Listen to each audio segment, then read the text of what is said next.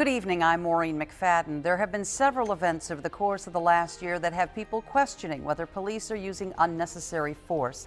The cases involving Michael Brown and Eric Garner grabbed national headlines, but a group in Michiana is doing its best to make sure these situations don't happen here.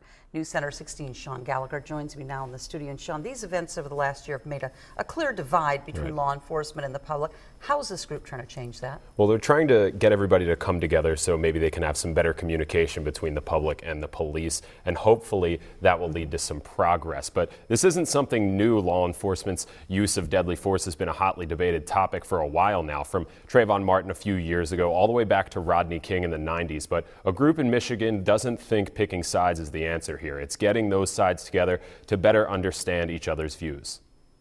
Everyone is just one incident away. Community leaders and law enforcement were together in Benton Harbor for their monthly meeting of ALPAC, the advocates and leaders for police and community trust. The group started in southeast Michigan about 20 years ago, but just started in the southwest area last January, with the goal to have better communication between the public and police so situations like those that have happened in Ferguson, Missouri can be handled more carefully. If you have relationships, then you're able to mobilize the community and those community leaders to get the proper information out, and then have rational discussions and also to fill that information void that also happens in these situations. Tuesday's meeting was a way to have targeted discussions about what's happening in the communities and to help both the public and police understand where each side is coming from. The cops don't know if I have a gun and I'm up to no good, but at the same time, I want to be treated as a human being. And transparency is the theme here, so both sides feel they're being heard. And once you have trust in each other,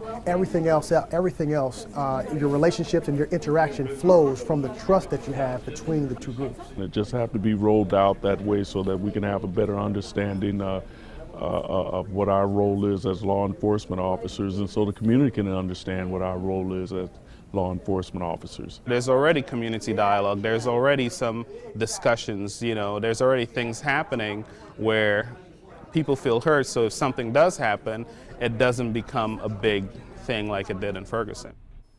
Now, ALPAC is also trying to put together some community forums so the public can voice specific concerns about their experiences with police. And Mo, as soon as we find out when those are, of course, we'll put them on our website. Okay, Sean, so there are other programs established to better police-community relations? Well, Michigan State Police, they're trying to start a program called Caution. It's actually very similar to ALPAC, but it's kind of a communication program between police and clergy. The clergy is a well-known place for and a trusted source of information for the public, and then also the public might tell the clergy can then tell the police information that's going on in the community, so it's kind of a win-win for everyone. Anything to get the dialogue going. Exactly. All right, Sean, thanks a lot. Well, certain